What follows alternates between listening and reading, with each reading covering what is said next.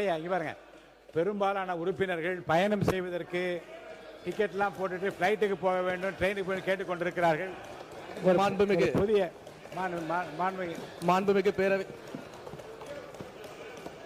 மாண்புமிகு பேரவை தலைவர் அவர்களே, மாபெரும் வரலாற்று சிறப்புமிக்க இந்த சட்டப்பேரவையில் எனது முதல் துறை சார்ந்த அறிவிப்புகளை வழங்குவதற்கு முன்பாக தமிழ்நாடு மக்களின் மனநிலையை அவர்களில் ஒருவனாக ஒரு சில நிமிடங்கள் தங்கள் அனுமதியுடன் இந்த சபையில் பேச விழைகிறேன்.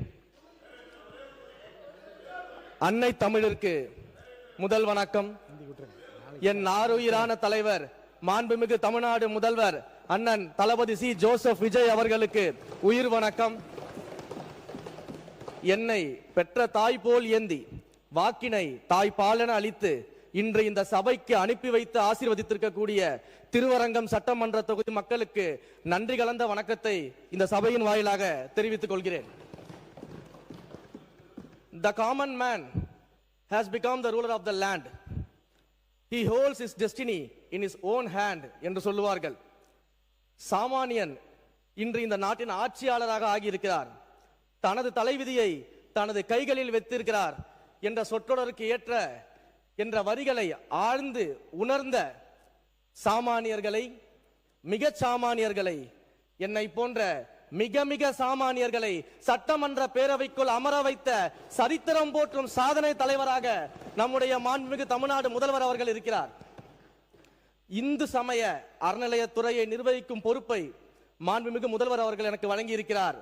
அழுத்தமாக சொல்கிறேன், நிர்வகிக்கும் பொறுப்பை எனக்கு வழங்கி இருக்கிறார். ஏனென்றால் அறம் என்பது அதிகாரம் செலுத்துவதோ ஆதிக்கம் செலுத்துவதோ கிடையாது. அறம் என்பது நேர்மையோடு அன்போடு மக்களுக்கு சேவையாற்றுவது. அதனால்தான் அழுத்தமாக சொல்கிறேன், இந்து சமய அறநிலையத்துறையை நிர்வகிக்கும் பொறுப்பை மாண்புமிகு முதலமைச்சர் அவர்கள் எனக்கு வழங்கி இருக்கிறார். அதனால்தான் இந்து சமய அறநிலையத்துறையின் கொள்கை விளக்க குறிப்பில் கூட கடந்த காலங்களில் இருந்த ஆளுகைக்கு உட்பட்ட, அதிகாரத்திற்கு உட்பட்ட என்ற வார்த்தைகளை பல்வேறு இடங்களில் நாம் நீக்கி இருக்கிறோம். அன்போடு அறத்தோடு இந்து சமய அறநிலையத்துறை நடத்துவதற்கான வழிவகையை முன்னெடுத்திருக்கிறோம். திருக்கோயில்கள் நமது தமிழ்நாட்டின் நாகரிக கலை வளர்ச்சி நிலையங்களாக மட்டும் இல்லாமல் நீதி வழங்கும் இடமாகவும் கல்வி சாலைகளாகவும் பாதுகாப்பு அரணாகவும் விளங்கியதில் எந்த விதமான மாற்று கருத்தும் இருக்க முடியாது. அதே திருக்கோயில்கள் இயல், இசை, நாடகம், ஓவியங்கள் மற்றும் சிற்பங்கள் முதலிய கலைகள் வளர்ப்பதற்கு பெரும் ஊன்றுகோலாக இருந்திருக்கிறது. அதே போல ஆழ்வார்கள், நாயன்மார்கள், அருளாளர்கள் போன்றவர்கள் எல்லாம் தங்களுடைய பாடல்கள் மூலமாகவும் கருத்துக்கள் மூலமாகவும் கோயில்கள் வாயிலாக தமிழ் வளர்த்த பெருமை பெற்ற ஒரு மண் இந்த தமிழ்நாட்டு மண். அதனால்தான் அறம் என்பது பசி ஆற்றுதல், தண்ணீர் வழங்குதல், பயணிகளுக்கு உதவுதல், ஏழைகளுக்கு ஆதரவு அளித்தல், தங்குமிடம் வழங்குதல், கால்நடைகளை பாதுகாத்தல் என்று பல்வேறு அறங்கள் இந்து சமய அறநிலையத்துறையின் கோயில்கள் வாயிலாக நம்முடைய ஆட்சியில் நிச்சயமாக பாதுகாக்கப்படும் என்பதை இந்த நேரத்தில் நான் தெரிவித்துக் கொள்கிறேன். ஏனென்றால் கோயில்கள் என்பது வெறும் வழிபாட்டு தலங்கள் மட்டுமல்ல. கோவில்கள் சமூக நலனையும் அறப்பணியையும் ஒரு முக்கிய அங்கமாக வகித்துக் கொண்டிருக்கிறது. கோயிலுடைய நிர்வாகத்தை பற்றி சொல்லும் பொழுது இந்த இடத்தில் தந்தை பெரியார் அவர்களை பற்றிய ஒரு வரலாற்று செய்தியை பதிய வைக்க வேண்டும் என்று நான் விரும்புகிறேன். தந்தை பெரியார் அவர்கள் பல்வேறு கோயில்களுக்கு தலைவராக இருந்திருக்கிறார் அவருடைய இளமை காலகட்டங்கள்ல. அப்படி கோயில்களுக்கு அவர் தலைவராக இருந்தபோது கோயிலின் செல்வங்கள் கொள்ளை போகாமல் பாதுகாத்து வந்திருந்தார். திருப்பணிகள், திருவிழாக்கள் போன்றவற்றை செவ்வனே நடத்துவதற்கு உறுதுணையாக தந்தை பெரியார் அவர்கள் இருந்திருக்கிறார். குறிப்பாக ஈரோடு தேவஸ்தான கமிட்டியில் தந்தை பெரியார் பொறுப்பேற்ற போது அந்த தேவஸ்தானம் கடனில் இருந்தது. பல ஆண்டுகள் தலைவராக அந்த பதவியை நிர்வகித்து வந்த தந்தை பெரியார் அந்த பதவியை விட்டு விலகும் பொழுது ரூபாய் 45,000 ரூபாயை அந்த தேவஸ்தானத்திற்கு சேமிப்பு கணக்கில் வைத்துவிட்டு நிர்வாகம் செய்தவர். அப்படிப்பட்ட தந்தை பெரியார் அவர்களை கொள்கை வழிகாட்டியாக ஏற்றுக்கொண்ட நம்முடைய மாண்புமிகு முதல்வர் அவர்களுடைய ஆட்சியிலும் இந்த கோயில் நிர்வாகங்கள் மிகச் சிறப்பாக நடைபெறும் என்பதை இந்த நேரத்தில் நான் பதிவு செய்து கொள்ள விரும்புகிறேன். இந்த வரலாற்று செய்தியை படிக்கும்போது நான் ஒரு விஷயத்துல உண்மையே நினைச்சு பார்த்தேன். தந்தை பெரியார் இவ்வளவு நிர்வாக திறனோட இருக்கிறாரு, ஒருவேளை தேர்தல் அரசியலில் வந்து ஆட்சி அதிகாரத்தில் இருந்திருந்தால் அவருடைய நிர்வாகம் எப்படி இருந்திருக்கும் அப்படின்னு எனக்கு ஒரு சிந்தனை தோன்றியது. ஆனா அந்த சிந்தனைக்கு உடனடியா ஒரு பதிலும் கிடைச்சது. தந்தை பெரியாரை போலவே நம்முடைய தந்தை பெரியாரின் பேரனாக மாண்புமிகு முதலமைச்சர் இன்றைக்கு அந்த நிர்வாகத்தை நடத்தி கொண்டிருக்கிறார் அப்படின்னு. அதே போல நிறைய விமர்சனங்கள்லாம் வச்சாங்க இல்லையா நம்முடைய சட்டமன்ற உறுப்பினர்கள் பேசுவதை பத்தி எல்லாம். ஒரே ஒரு வரலாற்று செய்தி அதுக்கும் நான் பதிவு செய்யணும்னு ஆசைப்படுறேன். இதே சட்டமன்றத்தில் 1962 நடந்த ஒரு நிகழ்வை சொல்லணும்னு ஆசைப்படுறேன். அந்த நிகழ்வுகள்ல 1962 இந்த சட்டமன்றத்தினுடைய உறுப்பினராக இருந்த மதிப்பிற்குரிய முன்னாள் உறுப்பினர் ஒருவர் சட்டமன்றத்தில் பேசும் பொழுது திடீரென மயக்கம் போட்டு விழுந்துட்டார். எல்லாரும் அவரை தூக்கி எழுப்பி நிப்பாட்டி வச்சு உதவுறாங்க. அவர் பேச ஆரம்பிக்கும் போது ஒரு விஷயத்தை சொல்றாரு. என்னை மன்னிக்க வேண்டும் என்று நான் கேட்டுக்கொள்கிறேன்.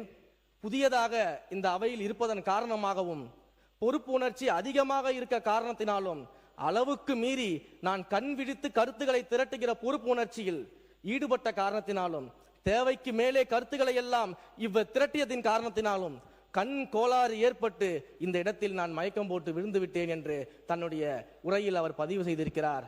ஏன் இதை சொல்கிறேன் என்றால் அன்றைக்கு அண்ணாவின் தம்பிகள் எப்படி சட்டமன்றத்தில் இருந்தார்களோ இன்றைக்கு நமது அண்ணனின் தம்பிகள் அதே போலதான் சட்டமன்றத்தில் செயல்பட்டுக் கொண்டிருக்கிறார்கள் என்பதை இந்த நேரத்தில் தெரிவித்துக் கொள்கிறேன். இந்து சமய அறநிலைத்துறையின் அமைச்சராக அதிகமான கருத்துக்களை கேட்டு படித்துன்னு சொன்னீங்க. இப்ப அதிகமான நேரம் எடுத்துக்கொள்வதால் யாரும் மயக்கமிடாமல் இருக்க வேண்டும் என்று நான் விரும்புகிறேன். விரைவா முடிச்சிடுறேன். முன்னுரையை விரைவா முடிச்சுட்டு வந்துடுறேன். இந்து சமய அறநிலைத்துறையின் அமைச்சராக இருக்கும்போது தமிழர் கடவுளாகிய தமிழர்களின் அடையாளமாகிய கடவுள் முருகரை பற்றி நாம பேசாம கடந்துட முடியாது. ஏன் அப்படின்னா முருகர்னு சொன்னாலே சூரசம்ஹாரம் தான் எல்லாருக்கும் ஞாபகத்துக்கு வரும். அப்போ அங்க சூரன் யார் அப்படின்னு பார்த்தோம்னா நான் மட்டும்தான் ஆட்சி செய்வேன், நான் தான் நிரந்தர ஆட்சியாளர், மற்ற எல்லோரும் எனக்கு அடிமைகள் என்ற மனநிலையில் இருந்த ஒரு சூரனை ஒரு சாதாரண பாலகன் கையில் வேலேந்தி வந்து எதிர்த்து நின்றான். அப்ப அந்த சூரன் சொன்னாராம், இந்த சின்ன பையனா என்னை எதிர்த்து போர் புரிய போறான், இந்த சின்ன பையனா என்னை எதிர்த்து வென்றுவிட போறான் அப்படின்னு ஏளனமா பேசினாராம். ஆனா அந்த சின்ன பையன் தான் வேலேந்தி சூரனுடைய அந்த ஆட்சிக்கு முடிவுரை கொண்டு வந்தாரு. இதுல ஒரு விஷயத்தை நான் கவனிக்கணும். அதே சூரன் தோல்வியுற்ற பிறகு அந்த முருகரை பார்த்து பாடுறாராம், கோலமா மஞ்சை தண்ணில் குலவிய குமரன் தன்னை பாலன் என்று இருந்தேன் பரிசிவை உணர்ந்திலேன் யான் அப்படின்னு பாடுறாராம். சின்ன பையனை நினைச்சு நான் சாதாரணமா விட்டுட்டேன், ஆனா என்னையவே தோற்கடிப்பார்னு எனக்கு இப்பதான் தெரியும் அப்படின்னு சூரன் வந்து முருகரை பார்த்து பாடியதாக பாடல்கள் எல்லாம் இருக்கிறது. நான் சொல்றது 2026 தேர்தலும் கிட்டத்தட்ட ஒரு சூரசம்ஹாரம் தான் அப்படின்றதுக்காக தான். உடனே யார சூரன் சொல்றேன் அப்படின்ற ஒரு கதைக்குள்ள போய் யாரும் கூச்சலிட்டு கூப்பாடு போட வேணாம். நான் சொல்ற சூரன் அப்படிங்கிறது ஊழல், லஞ்சம், மக்களை பிரித்தாளக்கூடிய சாதிய அரசியல், மத அரசியல் என்ற சூரனை வீழ்த்தி எங்களுடைய வேலன் ஒரு ஜனநாயக ஆட்சியை இன்றைக்கு தமிழ்நாட்டில் நிறுவி இருக்கிறாரு.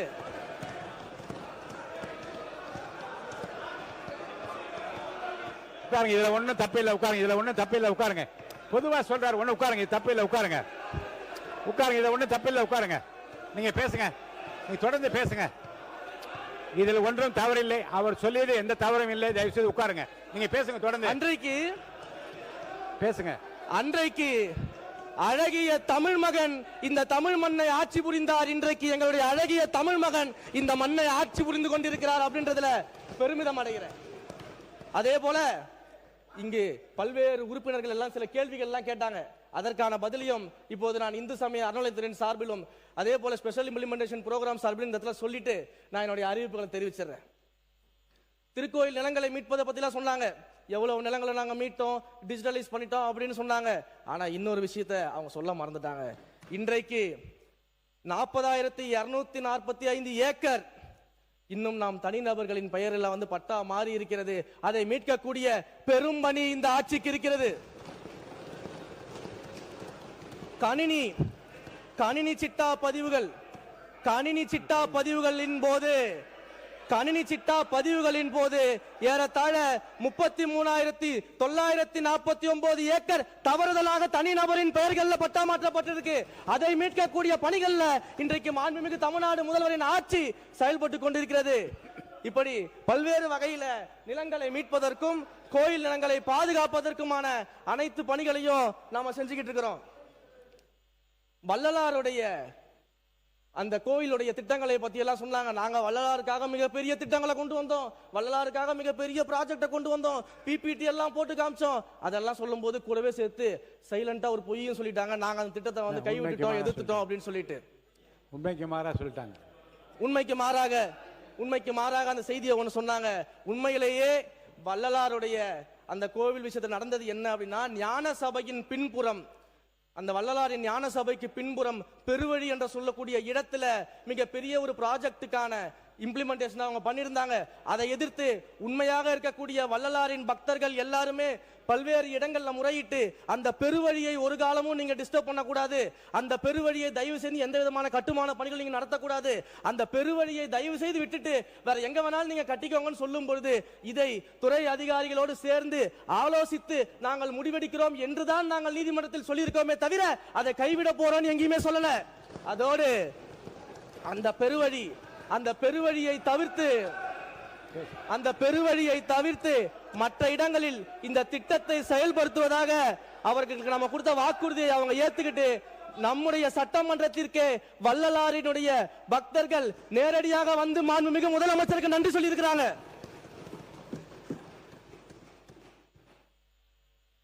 அதே போல அந்த டிசிபி கலெக்ஷன்ஸ் பத்தி எல்லாம் பேசினாங்க, ரெண்டல் கலெக்ஷன்ஸ் எல்லாம் பத்தி பேசினாங்க. நாங்க அவ்வளவு வரவு வச்சோம் இவ்வளவு வரவு வச்சோம்னு சொல்லிட்டு இன்றைக்கும் நீங்க பாத்தீங்கன்னா கடந்த 100 நாட்கள்ல மட்டும் ஏறத்தாழ நாம வந்து 108 கோடி ரூபாய்க்கு டிசிபி கலெக்ஷன்ஸ் உடனடியாக இந்து சமய அறநிலையத்துறைக்கு நம்ம கொண்டு வந்திருக்கோம்.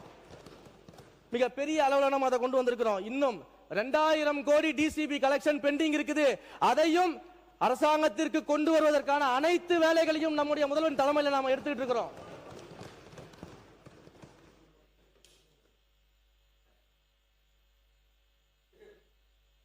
நிலங்களை பொறுத்த வரைக்கும் கடந்த 100 நாட்கள்ல நம்முடைய தீவிரமான செயல்பாட்டினால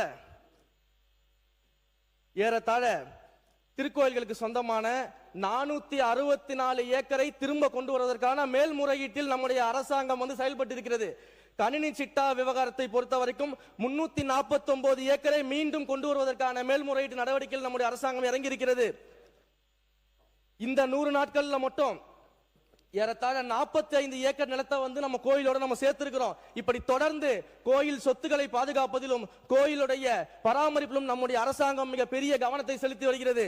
அதே போல இந்த நகை உருக்குவதை பற்றி எல்லாம் பெருமையாக பேசினாங்க. அதுல எனக்கு எந்த விதமான மாற்று கருத்தும் இல்லை. ஆனா ஒரு கேள்விக்கு அவங்க பதில் சொல்ல வேண்டிய அவசியம் இங்க இருக்கிறது. நகையை உருக்குவதை மட்டும் பற்றி பேசிய அவர்கள் யாருமே கடந்த 12 வருஷங்களாக 10 வருஷம் 5 வருஷம் 20 வருஷமா இன்னும் பல கோயில்கள்ல நகையை மறுமதிப்பீடே பண்ணாம வச்சிருக்காங்க. ஆண்டுக்கு ஆண்டு செய்ய வேண்டிய நகையுடைய அனெக்சர்ஸ் ஆட் பண்ணாம வச்சிருக்காங்க. 5 ஆண்டுக்கு ஒரு முறை நகையை மறுமதிப்பீடு செய்யணும் அப்படிங்கிறது HRNC ஓட லாவில் இருக்கு. வருஷா வருஷம் நகையை அனெக்சர் பண்ணணும் அப்படின்றது HRNC ஆக்ட் அண்ட் ரூல்ல இருக்கு. ஆனா இது எதையுமே செய்யாம 10 வருஷம் 5 வருஷம் 20 வருஷமா இந்த நகையுடைய மறுமதிப்பீடையும் இந்த நகையுடைய அனெக்சர்ஸ் எதையுமே சரியாக பல கோயில்கள்ல பெரிய கோயில்கள் எல்லாம் பண்ணாம நகையை உருக்கிட்டேன்னு பெருமை மட்டுமே பேசிக்கிட்டு தான் எப்படி இந்த பணியெல்லாம் யார் செய்யறது? அப்ப இந்த பணியை செய்வதற்கு மாண்புமிகு முதலமைச்சர் அவர்கள் உத்தரவின் பேர்ல இந்து சமய அறநிலையத்துறை இன்றைக்கு செயல்பட்டு கொண்டிருக்கிறது.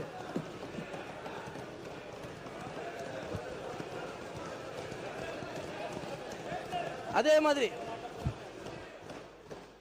மாதிரி நம்முடைய மாண்புமிகு மதுரையில் இருக்கக்கூடிய சட்டமன்ற உறுப்பினர் அவர்கள் வந்து அறங்காவலர் குழுவை பத்தி எல்லாம் பேசினாரு. அறங்காவலர் குழுவை பற்றி பேசும் பொழுது அறங்காவலர் குழு நியமனம் எப்படி நடந்ததுன்னு சொன்னாரு. ரூல்ஸ் எல்லாம் ஃபாலோ பண்ணாங்க, அதெல்லாம் கரெக்ட் தான். ஆனா அதற்கு பின்னாடி மறைமுகமா என்னென்ன நடந்துச்சு அப்படிங்கிறது எல்லாமே எத்தனை அறங்காவலர்கள் தினம் தினம் என்னுடைய அலுவலகத்துக்கு வந்து கண்ணீர் விட்டு கதறிட்டு இருக்கிறாங்கன்றது எனக்கு மட்டும் தான் தெரியும்.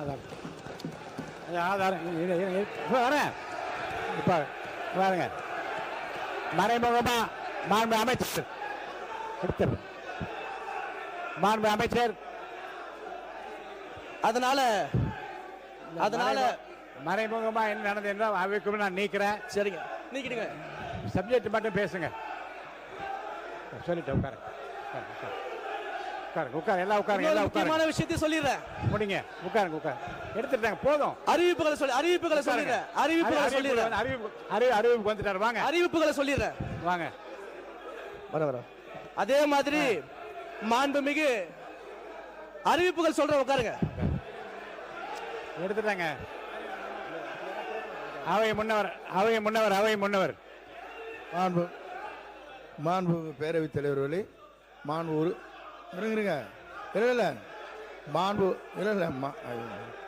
மாண்பு பேரவைத் தலைவர் அவர்களே, அமைச்சர் அவர்கள் ஒரு குறிப்பிட்டதை நம்முடைய சட்டப்பேரவைத் தலைவர்கள் நீக்கி இருக்கிறார்கள். ஆகவே அமருங்கள்.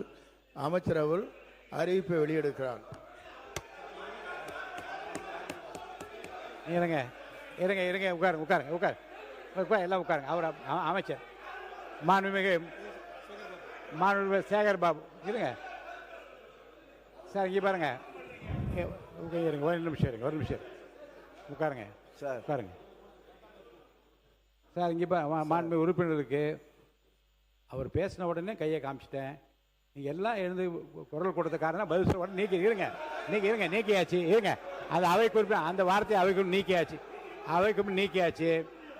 இருங்க அவர் சொன்னவற்றில் ஏதாவது விளக்கம் கொடுப்பது அவசியம் என்று கருதினால் மாண்புமிகு உறுப்பினர் சேகர் பாபு அவர்கள் இப்போ சொல்லலாம். மாண்புமிகு பேரவைத் தலைவர் அவர்களே, சிவன் சொத்து குலநாசம் என்பதை நாங்கள் தெளிவாக அறிந்தவர்கள். அவர் சொல்லுவதை போல் இந்த ஆடிட் செய்கின்ற விவகாரம் அந்தந்த துறை சார்ந்த அதிகாரிகளை சார்ந்தது. இந்த ஆடிட் மத்திய அரசு தன்னுடைய கையிருப்பிலே வைத்துக் கொள்ள வேண்டும் என்று முனைந்த போது அந்த ஆடிட்டை தமிழக அரசு தான் செய்யும் என்று போராடி வாதாடி தமிழக அரசின் சார்பில் ஆடிட்டை நிர்ணயம் செய்து நாங்கள். இவர் எந்த அறங்காவலர் குழு உறுப்பினருடன் வந்து அழுதார் என்று கேட்டு விளக்கினால் அதற்கு பொறுப்பேற்க நாங்கள் தயாராக இருக்கிறோம். வாய் புளித்ததோ மாங்காய் புளித்ததோ என்ற குற்றச்சாட்டுகளை அவைத்தலைவர் அவர்கள் தயவு செய்து பதிவு செய்யக்கூடாது.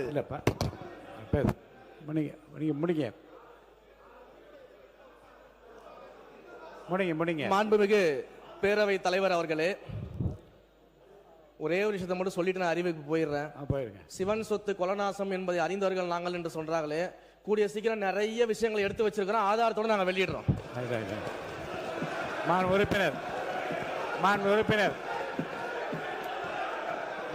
ஆதாரத்தோட வெளியிடுறேன்.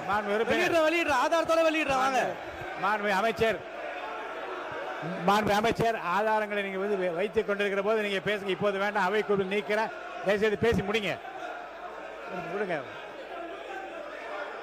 இந்து சமய அறநிலையத்துறையின் சார்பில் இந்த பட்ஜெட்டுக்கான அறிவிப்புகளை மாண்புமிகு தமிழ்நாடு முதலமைச்சர் அவர்களுடைய ஆசிகளோடு இந்த மன்றத்தில் அறிவிப்புகளை நான் வெளியிட கடமைப்பட்டிருக்கிறேன். உட்காருங்க. இந்த ஆண்டு திருக்கோயில் புனரமைப்புக்காக 1000 ஆண்டுகளுக்கு முற்பட்ட 64 திருக்கோயில்களுக்கு சுமார் 125 கோடி மதிப்பீட்டில் இந்த ஆண்டு திருப்பணிகள் நடைபெறும்.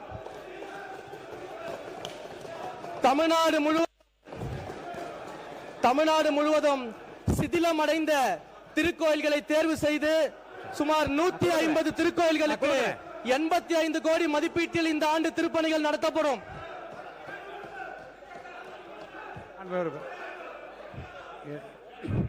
பாருங்க திரும்ப இல்ல மாண்புமிகு திராவிட முன்னேற்ற கழக உறுப்பினருக்கு நான் ஒன்று தெரிவிக்க விரும்புகிறேன்.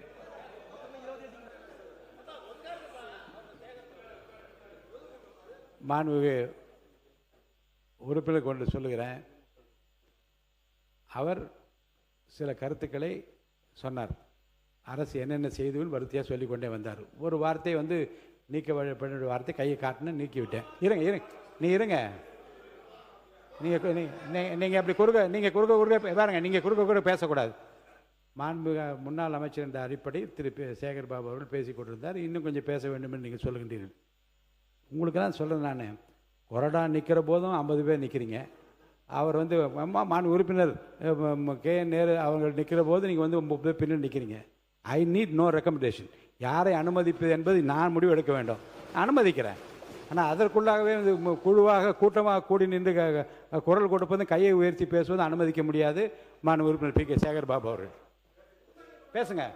பேரவைத் தலைவர் அவர்களே, பேசாதீங்கன்னு சொல்லி திருப்பி பேசுறீங்க. பேரவைத் தலைவர் அவர்களே, ஆதாரத்தோடு எந்த குற்றச்சாட்டை சொன்னாலும் அதற்குண்டான தண்டனை ஏற்றுக்கொள்ள நாங்கள் தயாராக இருக்கின்றோம். இந்த பூச்சாண்டியர்கள் எல்லாம் பயப்படுகின்ற இயக்கம் திராவிட முன்னேற்ற கழகம் அல்ல. நீங்களும் துருவி துருவி பார்க்கிறீர்கள். 7 திருக்கோயிலுக்கு ஆடிட்டை போட்டு பார்த்தீர்கள்.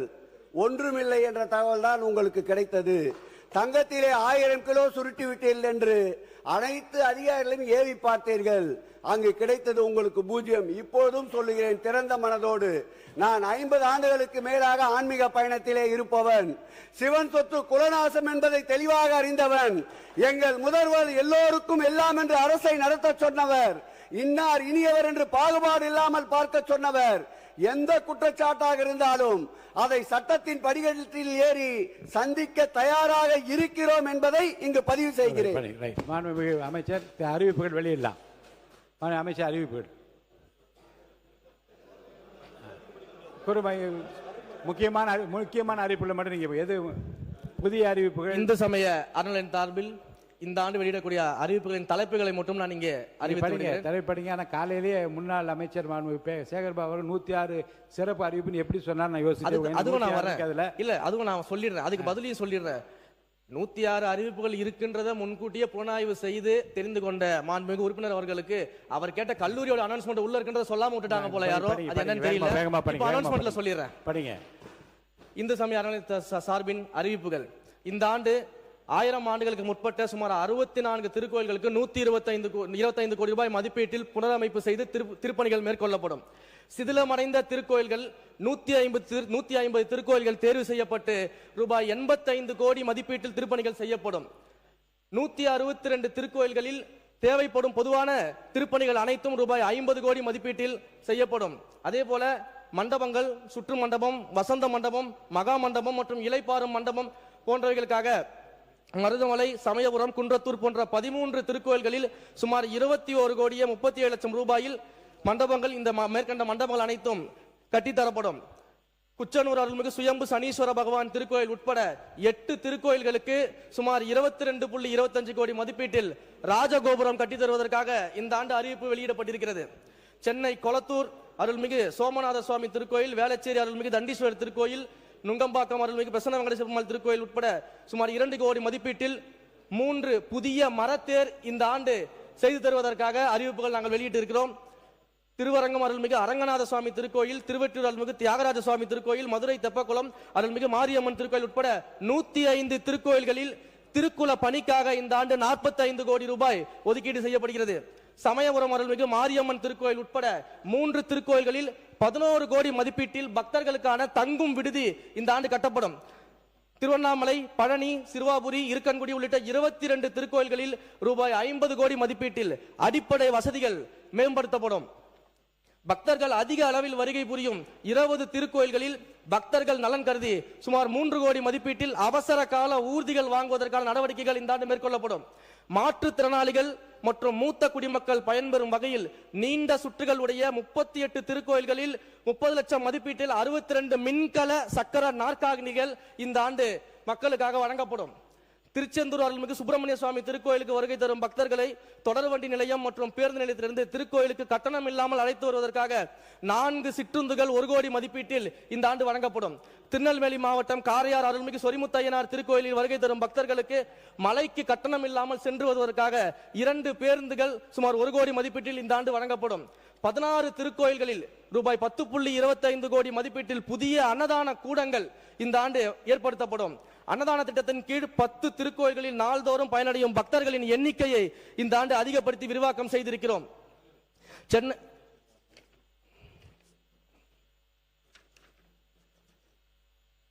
திருக்கோயில் பணியாளர்கள் நலன்களை கருத்தில் கொண்டு திருக்கோயில் பணியாளர்கள் ஓய்வு பெறும் போது தற்போது ஈட்டிய விடுப்பு 210 நாட்கள் ஒப்படைப்பு செய்யப்பட்டு அதற்கான பணப்பலன்களை பெற்று வரும் நிலையில் ஒப்படைப்பு செய்யப்படும் ஈட்டிய விடுப்பை இந்த ஆண்டு முதல் 240 நாட்களாக உயர்த்தி திருக்கோயில் பணியாளர்களுக்கு இந்த பணப்பலன்கள் வழங்கப்படும்.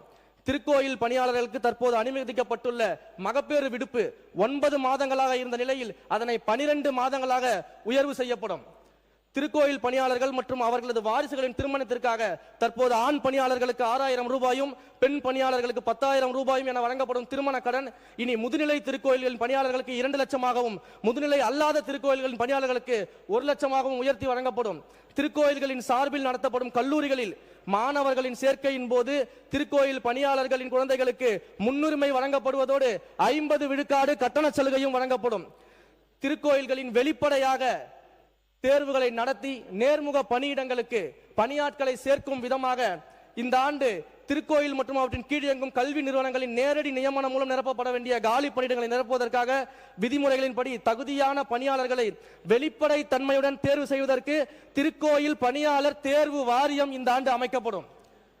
திருக்கோயில்கள் நடத்தப்படும் 4 பள்ளிகளில் சுகாதார வளாகம், சுத்திகரிக்கப்பட்ட குடிநீர் வசதி, விளையாட்டு மைதானம், கலையரங்கம், தரைதளம் அமைத்தல், ஸ்மார்ட் போர்டு, கண்காணிப்பு கேமரா போன்ற அடிப்படை வசதிகளை மேம்படுத்துவதற்காக 5.52 கோடி இந்த ஆண்டு ஒதுக்கப்பட்டிருக்கிறது. நாமக்கல் மாவட்டம் திருச்செங்கோடு அருள்மிகு அர்த்தநாரீஸ்வரர் திருக்கோயிலில் கலை மற்றும் அறிவியல் கல்லூரி தற்போது வாடகை கட்டடத்தில் இயங்கி வருவதால் ரூபாய் 15 கோடி மதிப்பீட்டில் நிரந்தர கட்டடம் கட்ட நடவடிக்கை எடுக்கப்படும். இந்து சமய அறநிலையத்துறையின் பதிப்பக பிரிவின் மூலம் அச்சில் இல்லாத, இதுவரை அச்சிற்கே வராத, திருக்கோயில் வளராறு, பக்தி தமிழ் இலக்கிய நூல்கள் என 108 அரிய நூல்கள் செம்பதிப்பாகவும் மலிவு பதிப்பாகவும் வெளியிடப்படும். அவற்றை மின்னணு நூல்களாகவும் தரவிறக்கம் செய்து பயன்படுத்திக் கொள்வதற்கான வழிவகை செய்யப்படும்.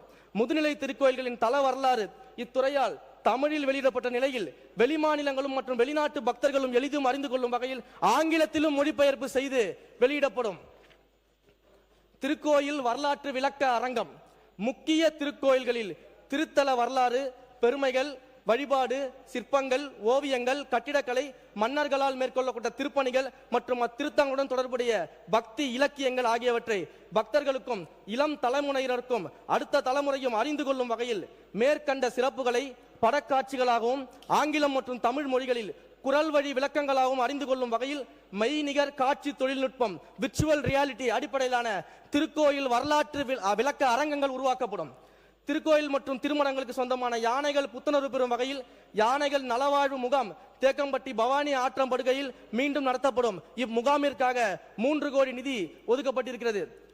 பள்ளி குழந்தைகளின் பசிப்பினியை போக்கிய பெருந்தலைவர் காமராஜர் அவர்களின் பிறந்த நாளான ஜூலை 15ஆம் நாள் ஆண்டுதோறும் முக்கிய திருக்கோயில்களில் சிறப்பு வழிபாடு நடத்தப்பட்டு பொது விருந்து அளிக்கப்படும் என்பதை இந்த நேரத்தில் மகிழ்ச்சியோடு தெரிவித்துக் கொள்கிறோம்.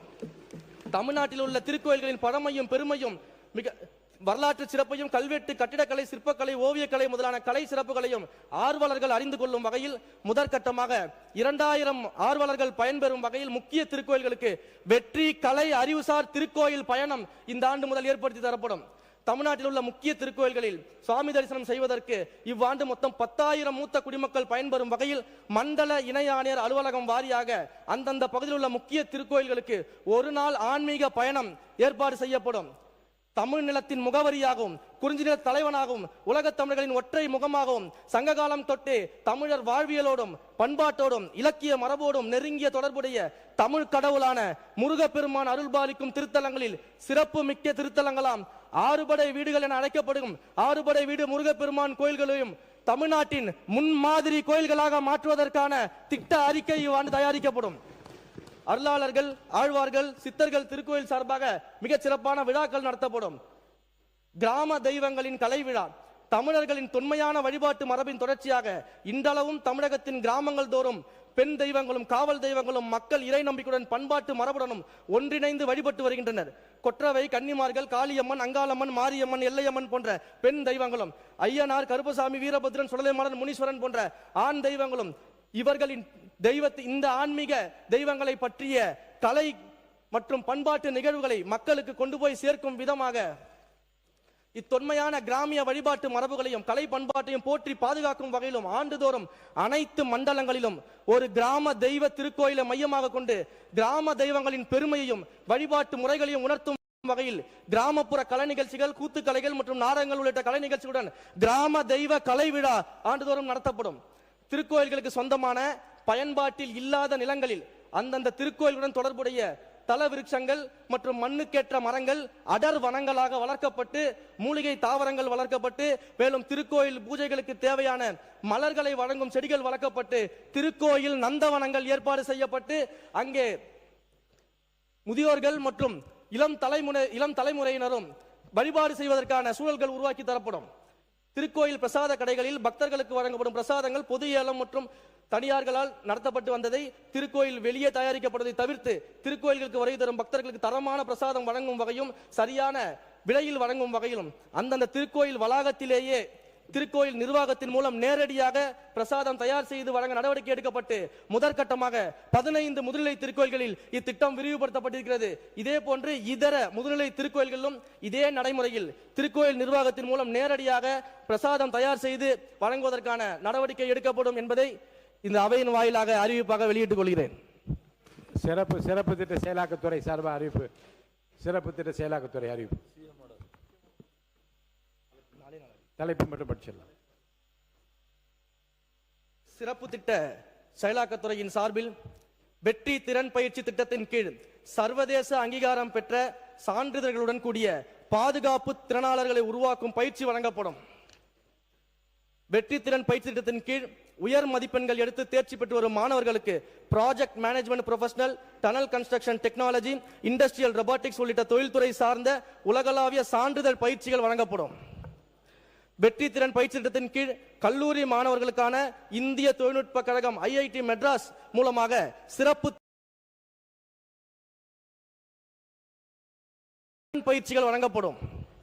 வெற்றி திறன் பயிற்சி திட்டத்தின் கீழ் பொருளாதாரத்தில் பின்தங்கிய குடும்பங்களை சேர்ந்த வேலை வாய்ப்பில்லாத IT பட்டதாரிகளுக்கு சர்வதேச சான்றிதழ் பயிற்சியின் மூலம் உள்நாட்டு மற்றும் வெளிநாடுகளில் வேலை வாய்ப்புகள் பெறுவதற்கான திட்டம் உருவாக்கப்படும் என்பதை மாண்புமிகு முதலமைச்சர் அவர்கள் என்னுடைய அறிவுறுத்தலின் பேரில் இந்த அவையில் பதிவு செய்து கொள்கிறேன். வெற்றி தீர்மானங்கள் திரும்ப பெறணும் ஒரு கோரிக்கை வச்சு படிச்சிருக்கேன்.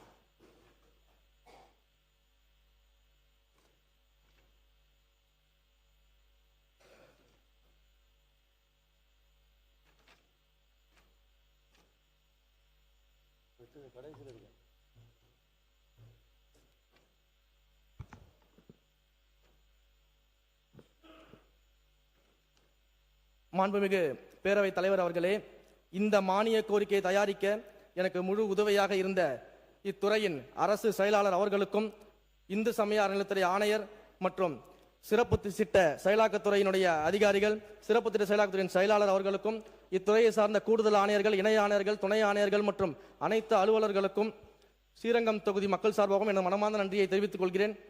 மாண்புமிகு உறுப்பினர்கள் கொடுத்த வெட்டு தீர்மானங்களை திரும்ப பெற்று மானிய கோரிக்கையை நிறைவேற்றி தருமாறு கேட்டுக்கொள்கிறேன். மாண்புமிகு எரிசக்தி மற்றும் சட்டத்துறை அமைச்சர் அவர்கள் ஒரு கிளாரிபிகேஷனா? மாண்புமிகு CV சண்முகம். மாண்புமிகு பேரவைத் தலைவர்களே, மாண்புமிகு பேரவைத் தலைவர் வாயிலாக மாண்புமிகு முதலமைச்சர் அவர்களுக்கும் மாண்புமிகு எரிசக்தி சட்டத்துறை அமைச்சர்களுக்கும் ஒரு கோரிக்கை. நம்முடைய தமிழ்நாடு என்ற பெயர் இதற்கு முன்பு 1967க்கு முன்பு மெட்ராஸ் மாகாணம் என்று இருந்தது. பேரறிஞர் அண்ணா பொறுப்பேற்ற பிறகு மெட்ராஸ் மாகாணம் என்பதை தமிழ்நாடு என்று பெயர் சூட்டி கிட்டத்தட்ட 60 ஆண்டு காலம் ஆக போகிறது. ஆனால் இன்றைக்கு அனைத்து ஆவணங்களும் தமிழ்நாடு என்று மாற்றப்பட்டு விட்டது. ஆனால் ஒரே ஒன்று மட்டும் மெட்ராஸ் ஹைகோர்ட், இன்று வரை மெட்ராஸ் ஹைகோர்ட் என்று தான் சொல்லப்படுகிறது. இதே கேரளாவில் பார்த்தா Kerala high court, Karnataka high court, Andhra high court, Telangana high court என்று சொல்கிறோம். ஏன் 3 நீதிபதிகள் கொண்ட மணிப்பூரை கூட மணிப்பூர் ஹைகோர்ட் என்று தான் சொல்லப்படுகிறது. ஆனால் இன்று வரை மெட்ராஸ் ஹைகோர்ட் என்று அந்த பெயர் மாற்றப்படவில்லை.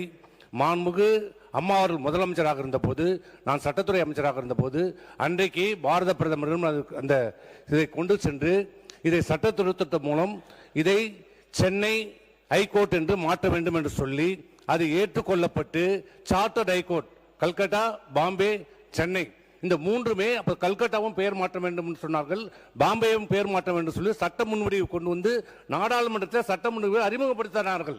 அப்போ திடீரென்று கல்கட்டாவிலே மீண்டும் நாங்கள் பெயரை மாற்ற வேண்டும் என்று சொன்ன உடனே அந்த சட்டம் திரும்ப பெறப்பட்டு விட்டது.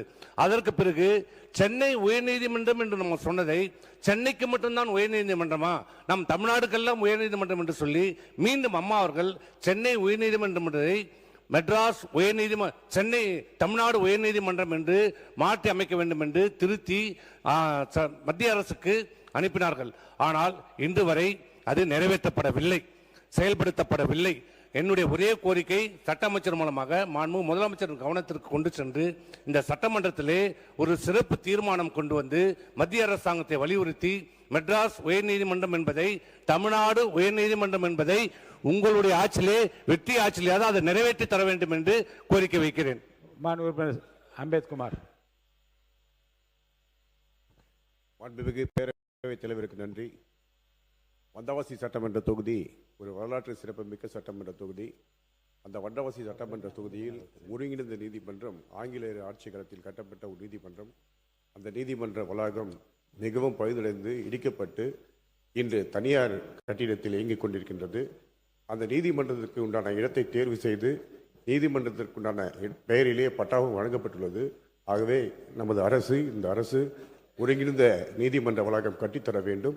அது மட்டுமல்லாமல் 30 ஆண்டுகளுக்கு மேலாக கோயம்புத்தூர் குண்டு வெடிப்பில் கைதான இஸ்லாமிய சகோதரர்கள் நீண்ட நெடிய காலம் சிறைவாசத்தில் இருந்து கொண்டிருக்கிறார்கள். அவர்கள் நன்னடத்தை கருத்தில் கொண்டு நமது அரசு, இந்த அரசு அவர்களை விடுதலை செய்ய அரசு முன்வருமா என்பதையும் இந்த நேரத்தில் கேட்டேன். செந்தில் செல்வன். மாண்புமிகு பேரவைத் தலைவர் அவர்களே, சீர்காழியில் ஒருங்கிணைந்த நீதிமன்ற வளாகம் அமைந்துள்ளது. அந்த வளாகத்தில் பெருகி வரும் மக்கள் தொகை, அதிகரித்து வரும் வழக்குகள், சீர்காழி வழக்கறிஞர் நலன் கருதி அங்கே அடிஷனல் டிஸ்ட்ரிக்ட் செஷன்ஸ் கோர்ட், கூடுதல் மாவட்ட அமர்வு நீதிமன்றமும் கூடுதல் மாவட்ட உரிமையியல் நீதிமன்றமும் அமைத்து தருமாறு சட்டத்துறை அமைச்சரை கேட்டுக்கொள்கிறேன். கூடுதலாக இன்னும் ஒரே ஒரு கோரிக்கை, சீர்காழி தாலுகாவில் பெருந்தோட்டம் ஊராட்சி என்பது ஒரு கடற்கரை கிராமம்.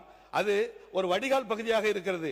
அங்கே செல்லனார் வடிகால் காவிரி ஆற்றுடைய தண்ணீரையும் ஐயாவையனார் தண்ணீரையும் கடலுக்கு சென்று சேர்க்கிற முகத்தோர பகுதியாக அமைந்திருக்கிறது.